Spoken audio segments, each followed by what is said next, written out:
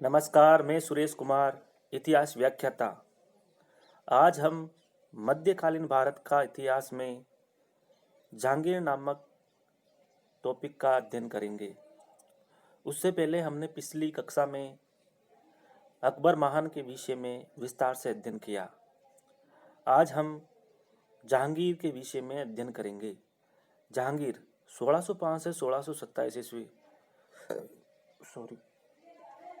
अकबर के अनेक मनौतियों, अनेक संतों के आशीर्वाद और ख्वाजा मोइनुद्दीन चिश्ती की दरगाह की नंगे पैर पैदल यात्रा के फलस्वरूप 13 अगस्त 1569 ईस्वी को अकबर की कछवा रानी मरियम उज्जैयानी ने एक पुत्र को जन्म दिया, जिसका नाम शेख मोहम्मद सलीम रखा गया।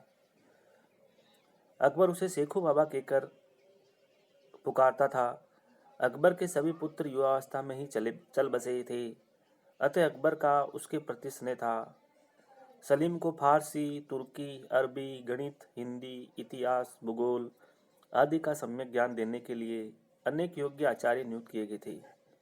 1581 ईस्वी में उसे काबुल अभियान का नेतृत्व भी सौंपा गया था और शासन प्रबंध की भी शिक्षा दी गई थी। 16 वर्ष की आयु में उसका विवाह आमेर के राजा भगवान दास की पुत्री मानबाई से कर दिया गया, जो उसकी ममेरी बहन भी थी। राजकुमार खुसरो इसी दाम्पत्य की देन था। खुसरो के पितृभक्ति विहीन व्यवहार से दुखी होकर मानबाई ने 1604 में आत्महत्या कर ली। मानबाई के जीवन काल में ही सलीम ने अन्य रमणियों से विवाह कर लिया था, जिसमें जोधपुर के मोटा राजा उदय सिंह की पुत्री जोधाबाई का नाम विशेष उल्लेखनीय है। इस प्रकार हम देखते हैं कि वो अकबर जोधा नाम से जो फिल्म आई थी, उस पर इसलिए रोक लगा दी गई थी कि वो जोधाबाई अकबर की पत्नी नहीं थी, जबकि वो सलीम यानी जहांगीर की पत्नी थी, न कि अकबर की। इसलिए उस पर रोक लगा दी गई थी।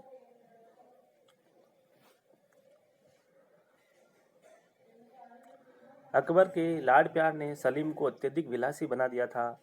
सलीम ने अकबर के जीवन काल में ही राज सत्ता प्राप्त करने का षड्यंत्र रचा था, जिससे दरबार में दो दल बन गए थे। सलीम के उद्दंड व्यवहार को देखते हुए अकबर ने खुसरो को अपना उत्तराधिकारी बनाने पर विचार किया। खुसरो का मामा मान सिंह और ससुर मिर्जा अजीज कोका ने खुसरो का समर्थन किया, लेकिन खुसरो के समर्थक अल्पसंख्या में होने के कारण उनकी योजना सफल नहीं हो सकी। सलीम ने अपने अमीरों को आश्वासन दिया था कि वह इस्लाम की रक्षा करेगा तथा खुसरो उसके समर्थकों को क्षमा कर देगा। तब सभी अमीरों ने सलीम का समर्थन किया। तत्पश्चात अकबर की मृत्यु के 8वें दिन 3 नवंबर 1605 ईस्वी को नूरुद्दीन मोहम्मद जहांगीर बादशाह गाजी की उपाधि धारण करके मुगल तख्त पर आसीन हुआ था। उसने अपने विरोधियों को क्षमा कर दिया। प्रशासन नीति। जहांगीर ने अपनी गद्दी नशीनी के बाद अनेक आज्ञाएं घोषित कर अपनी शासन नीति स्पष्ट कर दी। उसने तमगा, मीर बहरी यानी नदी मार्ग की चुंगी और जकात जैसे कर समाप्त कर दिए।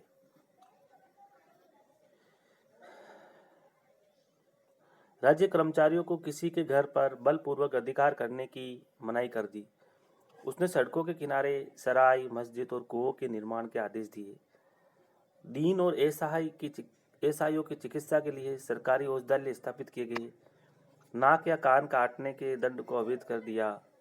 किसानों की भूमि बलपूर्वक लेने की मनाही कर दी। मृतकों की संपत्ति उनके उत्तराधिकारियों को सौंपे जाने की आज्ञा दी गई। सम्राट के राज्यारोहण के दिन गुरुवार तथा अकबर के जन्म दिवस रविवार और अन्य अनेक शुभ अवसरों पर पशु हत्या बंद कर रखी जाती थी। अकबर के समय में समस्त कर्मचारियों व मनसबदारों को अपने अपने पदों पर पुनः प्रतिष्ठित कर दिया।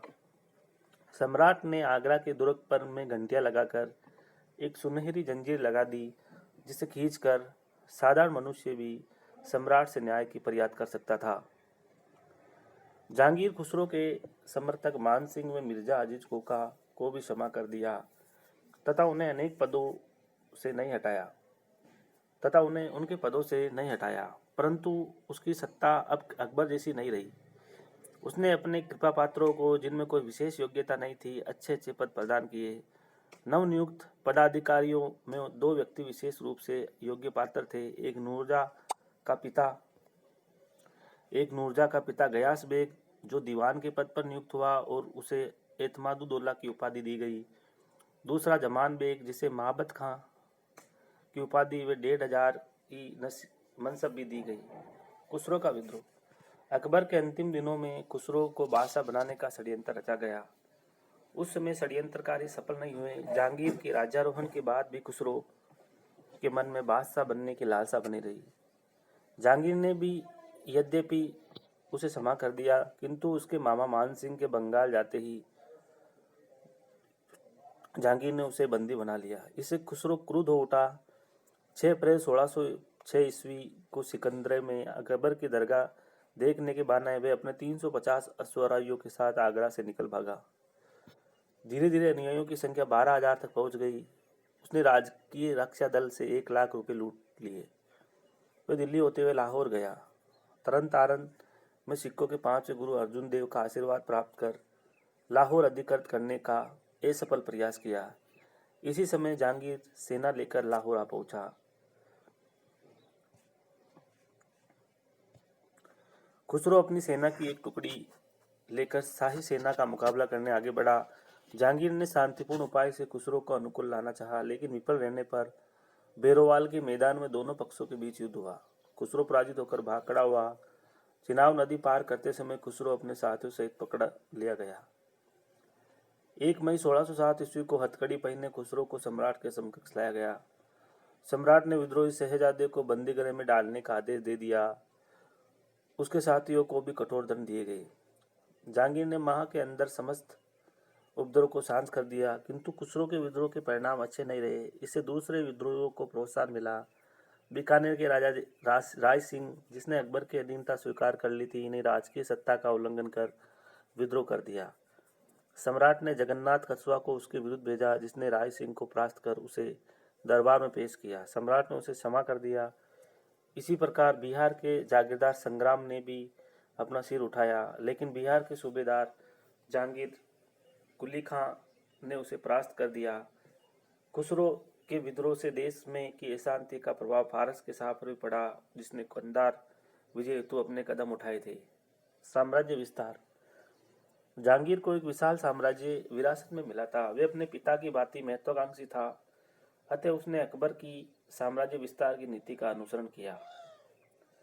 सर्वप्रथम मेवाड़। मेवाड़ राजस्थान में एकमात्र ऐसा राज्य था जिसने कभी मुगलों की अधीनता स्वीकार नहीं की थी। महाराणा प्रताप और उसके पुत्र अमर सिंह ने अनेक कठिनाइयां झेलते हुए भी अकबर को अपनी स्वाधीनता नहीं बेची थी। अब सिंहासन पर बैठते ही जहांगीर ने मेवाड़ को जीतने का दृढ़ संकल्प किया। 10 वर्षों तक मेवाड़ी राजपूतों ने मुगलों से लोहा लिया, किंतु अंत में थककर जहांगीर से संधि करनी पड़ी। जहांगीर ने महाराणा अमर सिंह के साथ नम्रता का व्यवहार किया। अमर सिंह ने मुगलों की अधीनता स्वीकार कर ली, किंतु मुगल दरबार में उपस्थित होने से उसे मुक्त रखा गया। जहांगीर ने समस्त मेवाड़ प्रदेश उसे लौटा दिया और उसे मुगल परिवार के साथ वैवाहिक संबंध स्थापित करने हेतु बाध्य नहीं किया। इन शर्तों से स्पष्ट है कि जहांगीर ने भी अकबर की सुलह कुल की नीति का अनुसरण किया। अहमदनगर। अकबर ने अहमदनगर के निजाम शाह से असीरगढ़ का प्रसिद्ध दुर्ग छीन लिया था, किंतु अकबर की मृत्यु के बाद अहमदनगर के प्रधानमंत्री मलिक अंबर ने अपनी सैन्य शक्ति के बल पर खोए हुए प्रदेशों पर पुनः अधिकार कर लिया। अतः जहांगीर ने दक्षिण में एक सेना भेजी। प्रारंभ में परिणाम संतोषजनक नहीं रहे, अतः 1617 ईस्वी में राजकुमार खुर्रम एक सेना लेकर अहमदनगर गया और उसने मलिक अंबर को संधि करने के लिए विवश किया। अहमदनगर का अधिकांश भाग मुगलों को मिला। इस विजय से खुर्रम की प्रतिष्ठा में वृद्धि हुई तथा जहांगीर ने उसे शाहजहां की उपाधि दी। उपाधि व 30,000 का मनसब प्रदान किया, किंतु 1620 ईस्वी में मलिक अंबर संधि का उल्लंघन कर मुगलों के विरुद्ध गठजोड़ करने लगा। शाहजहां को पुनः दक्षिण भेजा गया और उसने अहमदनगर के शासक को संधि करने के लिए बाध्य किया और उस राज्य से युद्ध का व्यय वसूल किया। कांगड़ा का प्रसिद्ध दुर्ग पंजाब में स्थित है। अकबर इस दुर्ग को लेने में असफल रहा। प्रारंभ में लाहौर के गवर्नर मुर्तजा खां को इस दुर्ग पर अधिकार करने का आदेश दिया गया, किंतु उसे सफलता नहीं मिली। मुर्तजा खां की मृत्यु के बाद शाहजहां के नेतृत्व में एक सेना कांगड़ा पर विजय करने के लिए भेजी। 14 महीनों तक दुर्ग की राजपूत सेना ने मुगलों का सामना किया। अंत में उनका धैर्य भंग हुआ और उन्होंने आत्मसमर्पण कर दिया।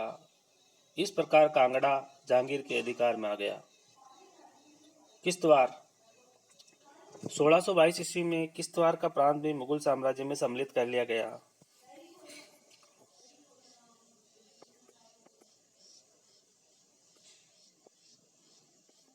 उपयुक्त विजयों से मुगल साम्राज्य का विस्तार हुआ और उनकी शक्ति में पर्याप्त वृद्धि हुई, किंतु 1622 ईस्वी में कंधार का सीमांत प्रदेश अनायास ही फारस के शाह ने हस्तगत कर लिया। मुगलों के क्षति उन षड्यंत्रों एवं कले का परिणाम थी जो नूरजहां बेगम की बढ़ती हुई शक्ति एवं स्वार्थपूर्ण नीति के कारण हुए थे। नूरजहां जहांगीर के राज्यकाल की सबसे महत्वपूर्ण घटना उसका नूरजहां के साथ विवाह है, जो मई 1611 ईस्वी में संपन्न हुआ था। जहांगीर सार्वजनिक जीवन में धीरे धीरे पीछे हटता गया और नूरजहां सिंहासन के पीछे खड़ी हुई राज्य की वास्तविक शक्ति बन गई। नूरजहां, जिसका मूल नाम मेहरुनिसा था, मिर्जा गियास बेग नामक ईरानी अमीर की पुत्री थी। उसका विवाह फारस के एक साहसी युवक अलीकुल्ली बेग के साथ हुआ था। उसे शेर अफगन की उपाधि के साथ बंगाल में एक जागीर दी गई। अपने राजारोहण के 1 वर्ष बाद ही जहांगीर को सूचना मिली कि शेर अफगन शाही आज्ञाओं का उल्लंघन कर विद्रोही होता जा रहा है। बंगाल के नए गवर्नर को आदेश दिया गया कि वह उसे अधीनस्थ कर ले। इस सैनिक कार्रवाई में गवर्नर कुतुबुद्दीन मारा गया। इसे भड़क कर कुतुबुद्दीन के अंगरक्षकों ने शेर अफगन का वध कर दिया। उसकी विधवा मेहरुनिसा को शाही दरबार में उपस्थित किया। 4-5 वर्ष पश्चात 1611 ईस्वी में उसने जहांगीर से शादी कर ली। इस अवसर पर जहांगीर ने उसे नूर महल की उपाधि दी और बाद में ये उपाधि नूरजहां संसार का प्रकाश में परिवर्तित हो गई। नूरजहां उच्च शिक्षा प्राप्त थी तथा साहित्य, संगीत एवं चित्रकला में विशेष रुचि रखती थी। उसने अपने समय में अनेक आभूषणों एवं सौंदर्य प्रसाधनों का आविष्कार किया। वे अत्यंत सामाजिक तथा उदार थी, निर्धन पीड़ितों की रक्षक थी। वे सदैव प्रचुर मात्रा में दान देती थी और अनाथ कन्याओं के विवाह का प्रबंध करती थी, किंतु उसके चरित्र में अनेक दोष भी थे। वे ईर्ष्यालु और महत्वाकांक्षी स्त्री थी। उसने अपने पति के साथ झरोके में बैठकर प्रजा को दर्शन देना आरंभ कर दिया, सिक्कों पर अपना नाम अंकित करवाया तथा कई बार शाही फरमान उसके नाम से जारी किए गए। नूरजहां को केवल इससे संतोष नहीं हुआ, उसने अपने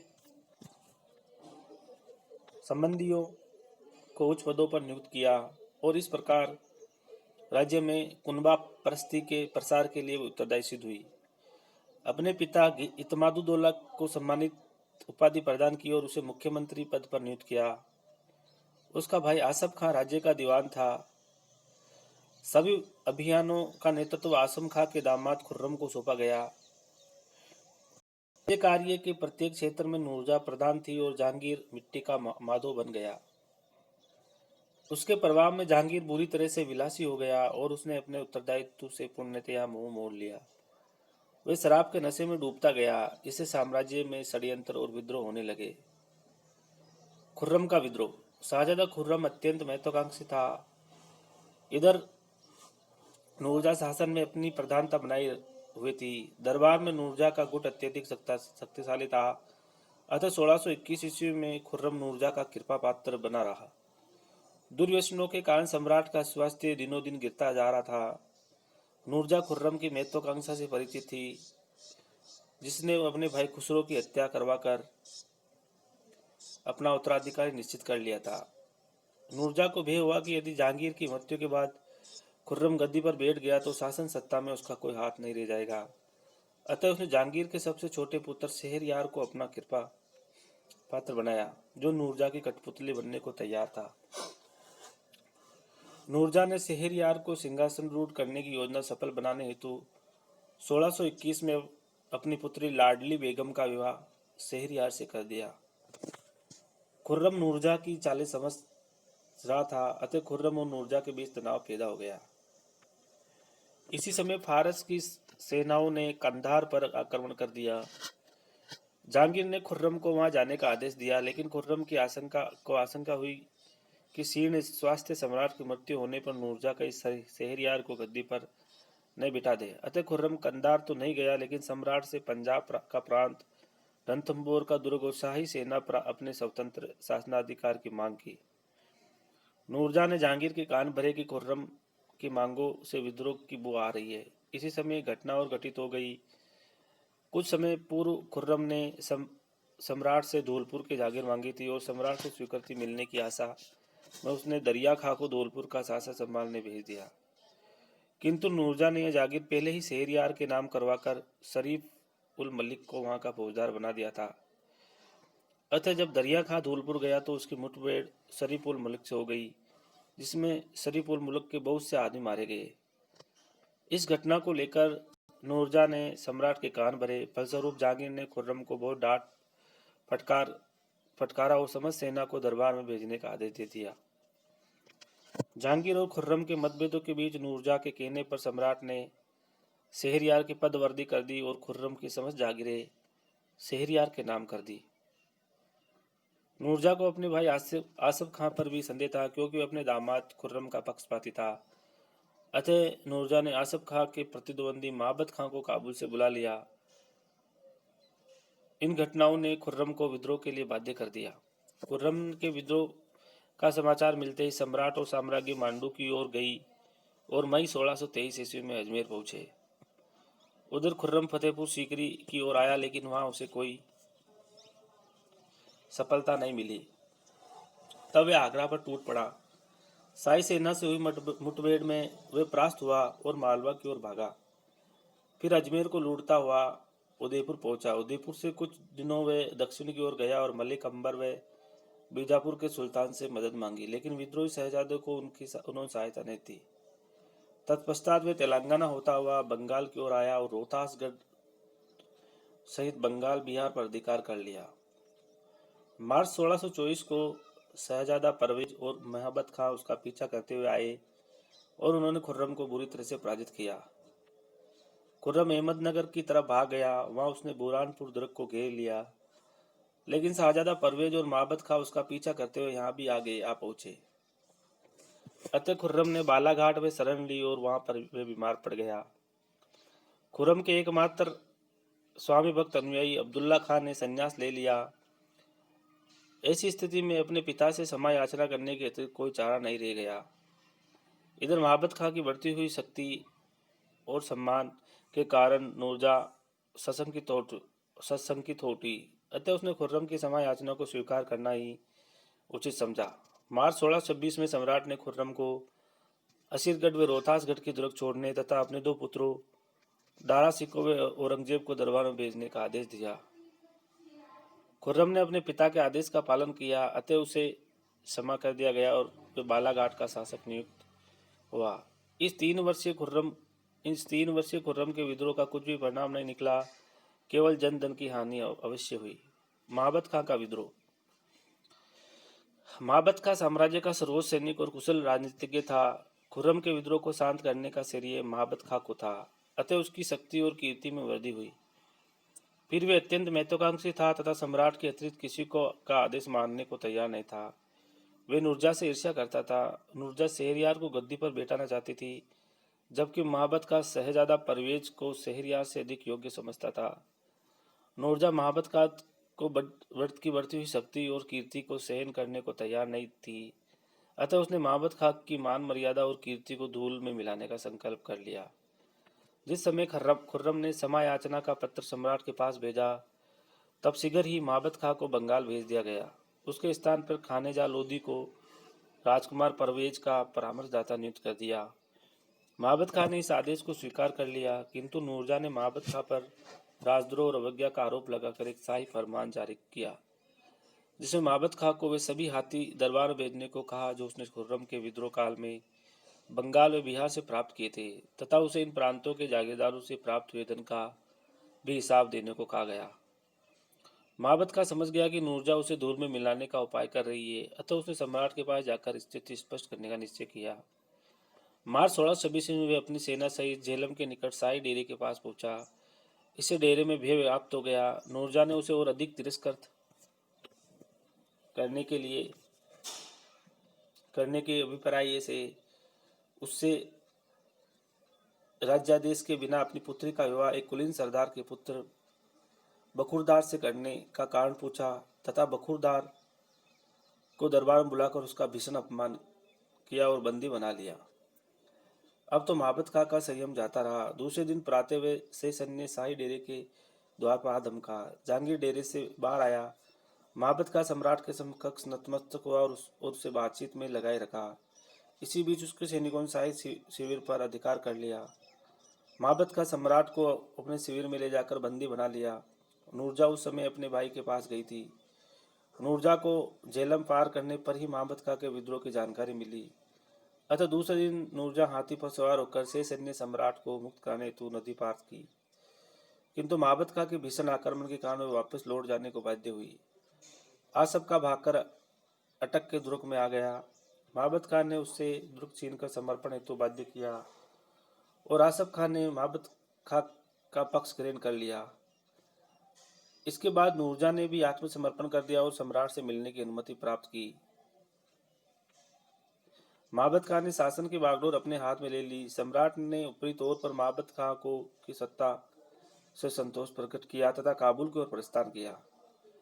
चूंकि सेनापति की सत्ता का आधार शक्ति थी, अतः राज्य कर्मचारियों और सेना में मनमुटाव होने लगा।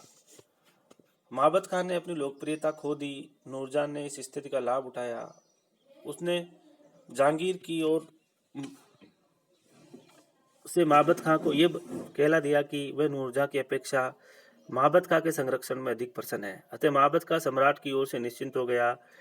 दूसरी ओर नूरजहां ने सम्राट की स्वतंत्रता की व्यवस्था कर दी और महाबत खां को कहलवाया कि वह अपनी सेना शाही डेरे से दूर रखे। महाबत खां ने जो सत्ता को अपने हाथों से निकलते हुए देख रहा था, आदेश का पालन किया और अपनी सत्ता का अंत समझ लाहौर की ओर भाग गया। नूरजहां की कुशल योजना ने महाबत खां का विद्रोह समाप्त कर दिया। जहांगीर का अंतिम दिन। जहांगीर के अंतिम दिन 1622 से 23 ईस्वी के बाद जहांगीर का स्वास्थ्य गिरता गया। 1627 ईस्वी में वे अपने स्वास्थ्य लाभ के लिए कश्मीर भी गया, लेकिन उसे के स्वास्थ्य में कोई सुधार नहीं हुआ। उसने अफीम का सेवन बंद कर दिया। कुछ प्याले अंगूर के रस के अलावा वे कुछ नहीं लेता था। वे चल फिर नहीं सकता था, यहाँ तक कि घोड़े पर सवार भी नहीं हो सकता था। अतः पालकी में बैठकर यात्रा किया करता था। कश्मीर में जब उसे कोई लाभ नहीं हुआ तो वह पुनः लाहौर की तरफ आया, किंतु मार्ग में ही उसकी तबीयत खराब हो गई और 7 नवंबर 1627 ईस्वी को 58 वर्ष की आयु में उसकी मृत्यु हो गई। लाहौर के पास शाहदरे के उद्यान में उसे दफना दिया गया, जहां नूरजहां ने एक सुंदर मकबरा बनवा दिया। जहांगीर का मूल्यांकन। जहांगीर के चरित्र के संबंध में विद्वान एकमत नहीं है। यूरोपीय विद्वानों ने उसे सुरा सुंदरी और सौंदर्य के अनुरक्त रहने वाला एक असफल शासक बताया है, जबकि भारतीय विद्वानों ने उसे एक न्यायप्रिय शासक बताते हुए उसे श्रेष्ठ सफल शासक कहा है, किंतु ये दोनों ही मत सत्य से परे हैं। वास्तविक सत्य इन दोनों मतों के मध्य स्थापित किया जा सकता है। उसका अपने परिवार के प्रति सदा अच्छा व्यवहार रहा। यद्यपि युवराज रहते हुए उसने अपने पिता के विरुद्ध विद्रोह किया था, किंतु अंत में अपनी मूर्खता को समझा और राजगद्दी पर आसीन होने के बाद अपने दोषों का निवारण किया। वह सिकंदराबाद में अकबर के मकबरे पर पैदल जाता था और समाधि रज को सिरोधार्य करता था। अनेक पत्नियां होते हुए भी वह पत्नी प्रेरणा का मूल्यांकन कर सकता था। नूरजहां के प्रति उसका प्रेम निश्चित रूप से अधिक था, लेकिन इसका कारण यह था कि नूरजहां ने अपनी बुद्धि चातुर्य से उसे पराभूत कर दिया था और ये बात उसकी बुद्धि परिधि से परे थी कि वह कोई काम नूरजहां के परामर्श के बिना करे। वह उस कोटि का विद्वान था। उसकी आत्मकथा तुज्जू के जांगरी उसकी रचना का सर्वोत्कृष्ट उदाहरण है। वह ललित कलाओं में भी अभिरुचि रखते हुए चित्रकला के प्रति विशेष अनुराग रखता था। उसके चरित्र में केवल यही दोष था कि वह अत्यधिक मद्य प्रेमी व भोग विलासी था। यद्यपि अपने पिता के शासनकाल में सैन्य संचालन एवं युद्ध कौशल में प्रवीणता प्राप्त कर ली थी, लेकिन उसने सैन्य संचालन में अदम्य उत्साह नहीं दिखाया। यद्यपि वह कुशल शासन प्रबंधक था, किंतु नूरजहाँ से विवाह के बाद उसका ये गुण भी हवा में उड़ गई। वह अपने पिता के समान धर्म सहिष्णु होकर इस्लाम का कट्टर अनुयायी था, लेकिन अपने शासन में उसने हिंदुओं को अपने त्योहार मनाने की स्वतंत्रता दे रखी थी और वे स्वयं भी उसमें सम्मिलित होता था। वह क्रोधी स्वभाव का व्यक्ति था और क्रोध के आवेश में क्रूर भी हो जाता था। क्रोधावेश को छोड़कर जहांगीर एक उदार एवं सफल शासक था। सर रिचर्ड बर्न्स ने ठीक ही लिखा है कि भारतीय शासकों की नामावली में वे एक उदार, भावनापूर्ण, मृगैया, ललित कला और सुव्यवस्थित जीवन का प्रेमी तथा जनहित चाहने वाले के रूप में हमारे सामने आता है, जो अपने उत्कृष्ट मानसिक गुणों की अनुपस्थिति में श्रेष्ठतम शासक को के गौरव को प्राप्त कर सका। इस प्रकार हमने जहांगीर के विषय में विस्तार से पढ़ा। धन्यवाद।